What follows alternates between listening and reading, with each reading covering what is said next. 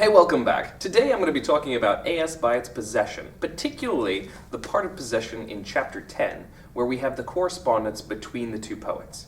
Now, if you're not familiar with this book, I don't recommend watching this video. You should definitely read the book first. This video is intended to help a reader understand the complex dialogue between two poets in chapter 10. This particular chapter is so dense and nuanced that I thought my students would benefit from a discussion of it. Before we begin, let's back up to chapter 5 and look at the first two letters, because chapter 10 really picks up where those leave off. Letter 1. Dear Miss Lamont, it was a great pleasure to talk to you at dear Crabbe's breakfast party. Your perception and wisdom stood out through the babble of undergraduate wit, and even surpassed our host's account of the finding of Wieland's bust. May I hope that you too enjoyed our talk, and may I have the pleasure of calling on you? I know you live very quietly, but I would be very quiet. I only want to discuss Dante and Shakespeare and Wordsworth and Coleridge and Goethe and Schiller and Webster and Ford and Sir Thomas Browne et hoc genus omne, not forgetting, of course, Christabel Lamont and the ambitious Fairy Project. Do answer this. You know, I think, how much a positive answer would give pleasure to yours very sincerely, Randolph Henry Ashe. After we looked at the first two drafts earlier in the book, it seems like he's finally found the right tone to approach Christabel and ask her for a further conversation. All that eagerness is sort of played up as playfulness in this particular letter. Her reply. Dear Mr. Ashe, no, truly, I do not tease. How should I demean you or myself so? Or you demean yourself to think it? I live circumscribed and self-communing. 'Tis best so. Not like a princess in a thicket, by no means, but more like a very fat and self-satisfied spider, in the center of her shining web, if you will forgive me the slightly disagreeable analogy. Arachne is a lady I am greatly sympathetic to, an honest craftswoman, who makes perfect patterns, but is a little inclined to take unorthodox snaps at visiting or trespassing strangers, not perceiving the distinction between the two, it may be, often until too late. Truly, I make but a stammering companion. I have no graces, and as for the wit you may have perceived in me when we met, you saw, you must have seen, only the glimmerings and glister of your own brilliance, refracted from the lumpen surface of a dead moon. I am a creature of my pen, Mr. Ashe. My pen is the best of me, and I enclose a poem, in earnest of my great goodwill towards you. Now, would you not rather have a poem, however imperfect, than a plate of cucumber sandwiches, however even, however delicately salted, however exquisitely fine cut? You know you would, and so would I. The spider in the poem, however, is not my silken self, but an altogether more savage and businesslike sister. You cannot but admire their facile diligence. Wood poems came as naturally as silk thread. I write nonsense, but if you care to write again, you shall have a sober essay on the everlasting nay, or Schleiermacher's Veil of Illusion, or the Milk of Paradise, or what you will. Yours to command in some things, Christabel Lamont. As we can see, she's hesitant to allow him close, but she still wants to continue the conversation, which continues in chapter 10. Notice as we go through this conversation, the pattern. How does their relationship develop? Chapter 10. Dear Miss Lamont, I do not know whether to be more encouraged or cast down by your letter. The essential point in it is, if you care to write again. For by that permission you encourage me more than by your wish not to be seen, which I must respect, you cast me down. And you send a poem, and observe wisely that poems are worth all the cucumber sandwiches in the world. So they are, indeed, and yours most particularly. But you may imagine the perversity of the poetic imagination and its desire to feed on imagined cucumber sandwiches, which, since they are positively not to be had, it pictures to itself as a form of English manna. Oh, the perfect green circles! Oh, the delicate hint of salt! Oh, the fresh pale butter! Oh, above all, the white, soft crumbs and golden crust of new bread. And thus, as in all aspects of life, the indefatigable fancy idealizes what could have been snapped up and swallowed in a moment's restrained greed in sober fact. But you must know that I am happy to forego the sandwiches, dreamed or soberly chewed, for your delightful poem, which, as you say, has a note of savagery proper to the habits of true spiders, as they have lately been observed. Do you wish to extend your metaphor of entrapment or enticement to art? I have read other of your poems of insect life, and marveled at the way they combine the brilliance and fragility of those winged things, or creeping, with something, too, of the biting and snapping and devouring that may be seen under a microscope.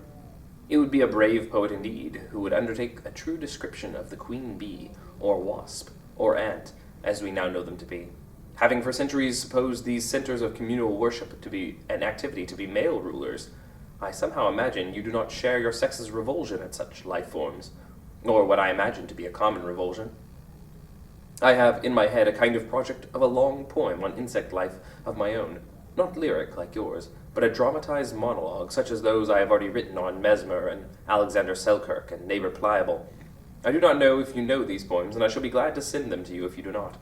I find I am at ease with other imagined minds, bringing to life, restoring in some sense to vitality, the whole vanished men of other times, hair, teeth, fingernails, porringer, bench, wineskin, church, temple, synagogue, and the incessant weaving labor of the marvelous brain inside the skull, making its patterns its most peculiar sense of what it sees and learns and believes. It seems important that these other lives of mine should span many centuries, and as many places as my limited imagination can touch. For all I am is a 19th century gentleman, plump in the midst of a smoky London, and what is peculiar to him is to know just as much stretches away from his vanishing pinpoint of observation, before and around and after, whilst all the time he is what he is, and his whisked visage and his shelves full of Plato and Feuerbach, St. Augustine and John Stuart Mill. I run on, and have not communicated to you the subject of my insect poem, which is to be the short and miraculous, and the whole tragic life of Swammerdam, who discovered in Holland the optic glass, which revealed to us the endless reaches and ceaseless turmoil of the infinitely small, just as the great Galileo turned his optic tube on the majestic motions of the planets, and beyond them the silent spheres of the infinitely great. Are you acquainted with his story? May I send you my version when I have worked it out, if it comes to good, as I know it will, for it is so full of tiny particular facts and objects and the observation of which the animation of the human mind inheres. And you will ask, my mind or his? And I do not know, to tell the truth. He invented marvelous tiny instruments for peering and prying into the essence of insect life, and all made of fine ivory, as less destructive and harmful than harsh metal. Lilliputian needles he made before Lilliput was thought of, fairy needles. And I have merely words, and the dead husks of other men's words, but I shall bring it off. You need not believe me yet, but you shall see. Now, you say I may have an essay on the everlasting nay, or Schleiermacher's Veil of Illusion, or the Milk of Paradise, or what I will. What prodigality! How am I to choose? I think I will not have the everlasting nay, but remain still in hope of eventual cool green circles, to go with the Milk of Paradise and the modicum of Bohea. And I want from you not illusion but truth. So perhaps you will tell me more about your fairy project, if it may be spoken of without hurting your thinking. There are times when to speak or to write is helpful, and times when it is most nugatory. If you would rather not pursue our conversation, I shall understand. But I hope for a letter in answer to all my rambling nonsense, which I hope has given no offense to one I hope to know better. Yours very truly, R.H. Ashe.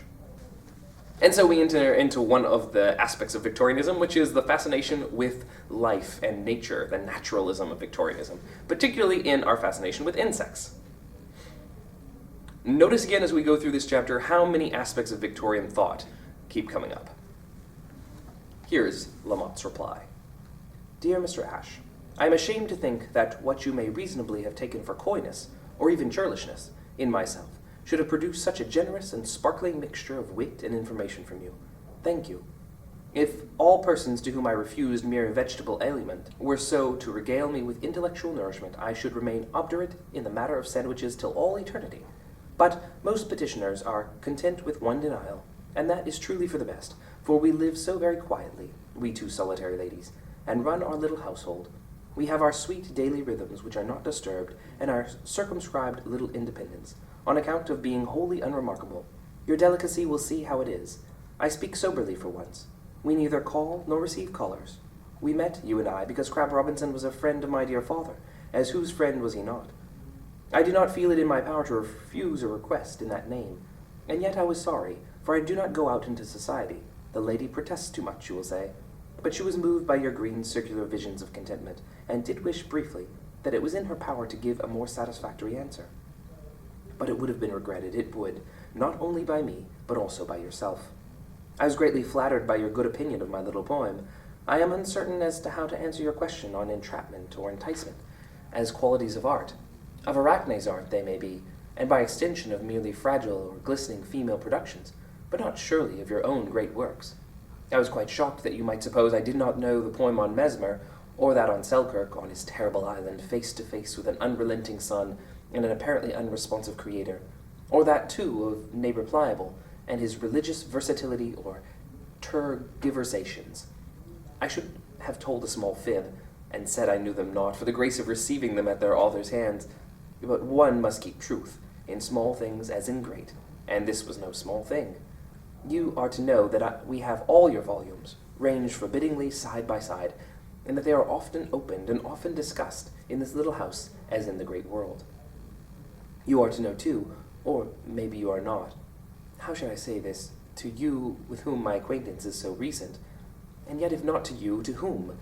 And I have just written, one must keep truth, and this is so sensual a truth. You are to know then, after all, for I must take my courage in my hands, that your great poem Ragnarok was the occasion of quite the worst crisis in the life of my simple religious faith that I have ever experienced or hope to experience. It was not that anywhere in the poem you attacked the Christian religion, which indeed was not made mention of with complete poetic propriety, and moreover you speak never in your poetry with your own voice or from your own heart directly. That you question is clear. The creator of Pliable, of Lazarus, of the heretic Pelagius, is as wise as the serpent about all the most subtle and searching questionings and probings of the grounds of our belief, that in our time have been most persistently and unremittingly explored. You know the hommages and sinuosities of the critical philosophy, as your Augustine says in your Pliage. For whom I have a weakness, for was he not a Breton, as I in part am, and did he not wish sinful men and women to be nobler and freer than they were?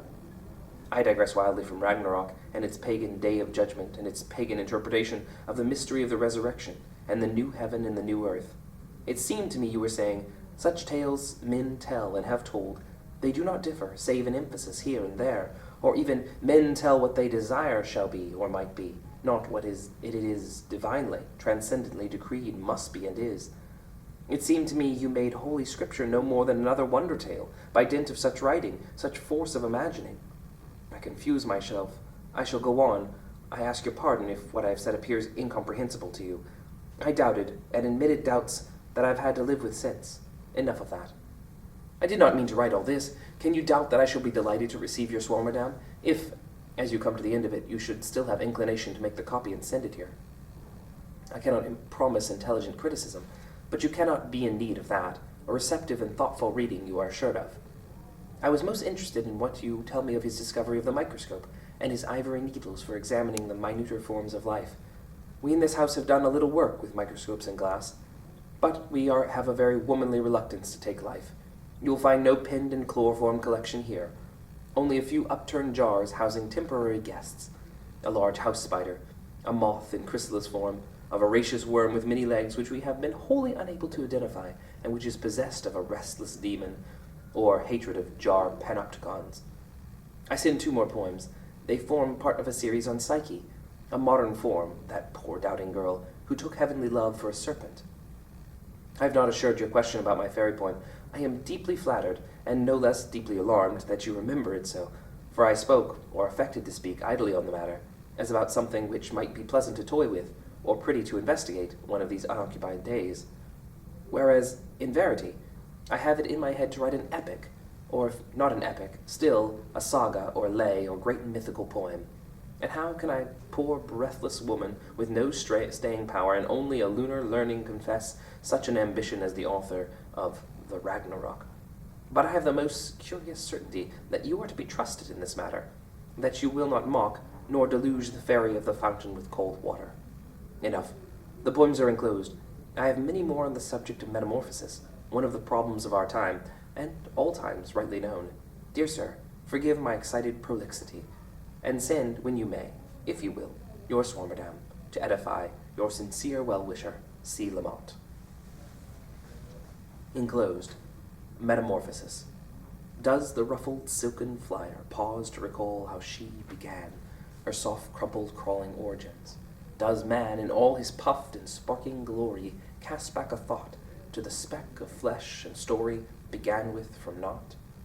But both, in their creator's terrible keen sight, lay curled and known through timeless day and night, he form and life at once and always gave, and still their animator and their grave.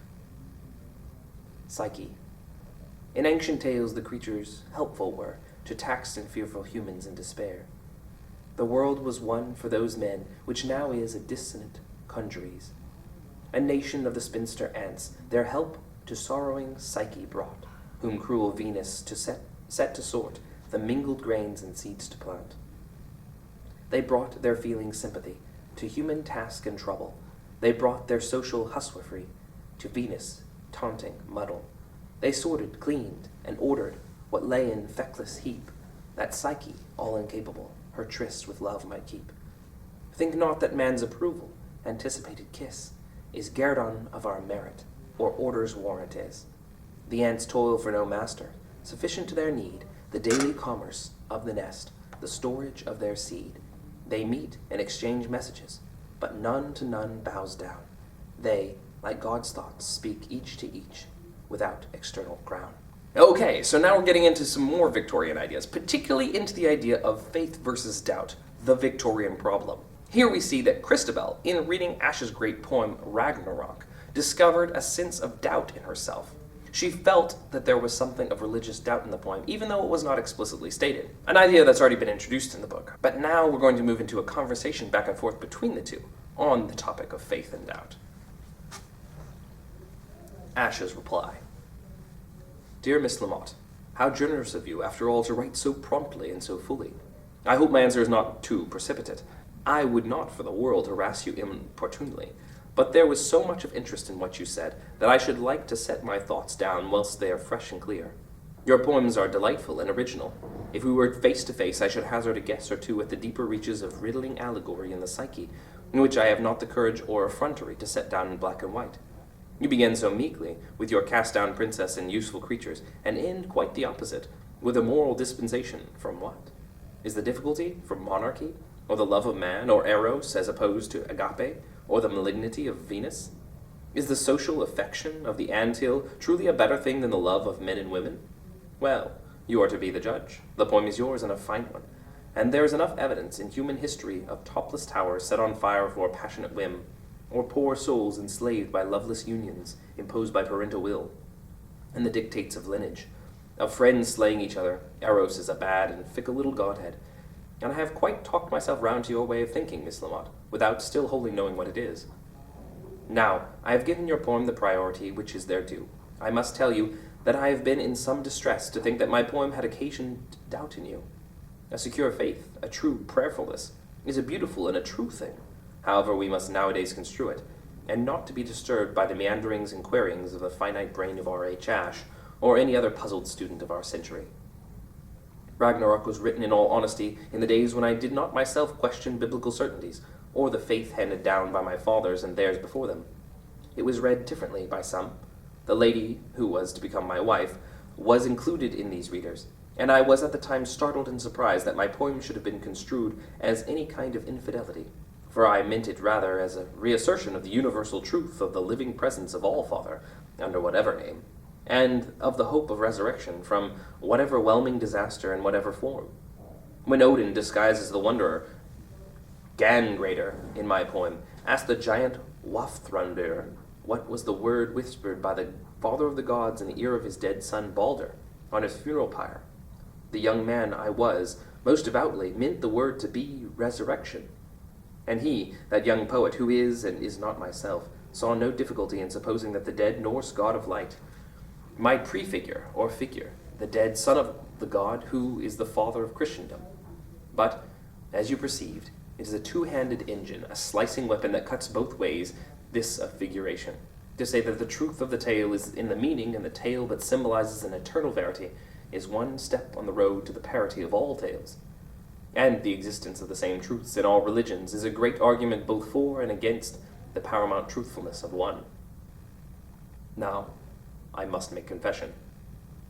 I have written and destroyed an earlier answer to your letter in which, not disingenuously, I urged you to hold fast by your faith, not to involve yourself in the ambages and sinuosities of the critical philosophy, and wrote what may not be nonsense, that women's minds, more intuitive and pure and less beset with torsions and stresses than those of mere males, may hold on to truth securely, that we men may lose by much questioning, much of that mechanical futility. A man may be in as just possession of the truth as of a city, yet be forced to surrender it. This was the wise saying of Sir Thomas Browne, and I would not be instrumental in demanding the keys of that city from you in pursuit of a false claim. But I thought, and I was right in thinking, was I not, that you would not be best pleased to be exempted from the argument by an appeal to your superior intuition, and by an abandoning of the field by me. I do not know why, or how, but I do know wholeheartedly that it is so. So I cannot prevaricate with you, and worse, cannot leave decently undiscussed matters of such import. So you will have remarked, you so sharply intelligent, that I have nowhere in this letter claimed that I now hold the simple and innocent views of the young poet of Ragnarok. And if I tell you what views I do hold, what will you think of me? Will you continue to communicate your thoughts to me? I do not know. I only know that I am under some compulsion of truthfulness. I am not become any kind of atheist, nor yet positivist, at least, not as to the extreme religious position of those who make a religion out of humanity, for although I wish my fellow men well, I find them endlessly interesting. Yet there are more things in heaven and earth than were created for their, that is, our benefit. The impulses to religion might be the need to trust, or the capacity for wonder, and my own religious feelings have always been inspired more by the latter. I find it hard to shift without the Creator. The more we see and understand, the more amazement there is in this strangely interrelated heap of things, which is yet not disordered. But I go too fast, and I must not burden you with a complete confession of what are, in any case, a very confused, very incoherent, indeed inchoate set of ideas, perceptions, half-truths, youthful fiction, struggled for and not possessed. The truth is, my dear Miss Lamont, that we live in an old world, a tired world, a world that has gone on piling up speculation and observations until truths that might have been graspable in the bright day-spring of human morning by the young Plutinus or the ecstatic John on Patmos are now obscured by palimpsest upon palimpsest, by thick horny growths that, over that clear vision, as molting serpents before they burst forth with their new flexible brilliant skeins, are blinded by the crust of their old one. Or we might say, as the lovely lines of faith that sprung up in the aspiring towers of the ancient minsters and abbeys are both worn away by time and grime, softly shrouded by the smutty accretions of our industrial cities, our wealth, our discoveries themselves, our progress. Now I cannot believe, being no Manichae, that he, the Creator, if he exists, did not make us and our world that which we are. He made us curious, did he not? He made us questioning, and the scribe of Genesis did well to locate the source of all our misery in that great greed for knowledge, which has also been our greatest spur, in some sense, to good and evil. We have more of both of these, I must believe, than our primitive parents. Now my great question is, has he withdrawn himself from our vision, so that by diligence of our own matured minds we might find out his ways, now so far away from us? Or have we by sin, or by some necessary thickening of our skins before the new stages of metamorphosis, have we reached some stage which necessitates our consciousness of our ignorance and distance? And is this necessity health or sickness? I was in Ragnarok, where Odin, the Almighty, becomes a mere wandering questioner in Middle-earth, and is necessarily destroyed with all his works on the last battlefield at the end of the last terrible winter. I was feeling toward some such question, unknowing. And then there was the whole question of what kind of truth may be conveyed in a wonder tale, as you rightly name it. But I trespass terribly on your patience, which may, by now be at an end with me. I may have put myself beyond the pale of your keen and discerning attention, and I have not answered what you said in your epic. Well, if you still care for my views, as why should you? You are a poet, and in the end must care only for your own views. Why not an epic? Why not a mythic drama, 12 books? I can see no reason in nature why a woman might not write such a poem as well as a man, if she but set her mind to it. Does this sound brisk? It is because it distresses me that you should even, with your gifts, suppose an apology of any kind was needed for the project. I am very well aware that an apology is needed for my tone throughout this letter, which I shall not reread, for it is out of my power to recast it again. So it comes to you rough, unhouselled, unannealed, and I shall wait, resigned but anxious, to see if you feel any response is possible. Yours, R.H. Ashe. Okay, notice several things. First of all, Ashe has lost his faith, unlike Christabel, who's still holding on to hers. But even more important to their developing relationship is the fact that where Christabel forced herself to speak only truth to Ashe, here, Ashe also finds he must speak only truth to Christabel. They are completely confiding in each other, which is going to be important for the developing relationship. Also, Ashe for a moment is tempted to dismiss the conversation given their genders. In the Victorian time period, it was thought that men were the great thinkers and women were the simple and intuitive ones. But Ashe pushes that temptation aside, because although it's an easy way out for their conversation, it's not one that would please her. And because he started by discussing things with her as an intellectual equal, he's going to continue to do so. And that's going to be very important to the development of their relationship. I can see that this discussion of letters is going to take me some time, so I'm going to go ahead and wrap it up here for now, because this is a good stopping point. How will Christabel take Ashe's religious doubt? We'll find out as we continue, and as the relationship continues to develop. To watch the next episode, you can click over here as soon as it's up, or you can subscribe. I'll see you next time.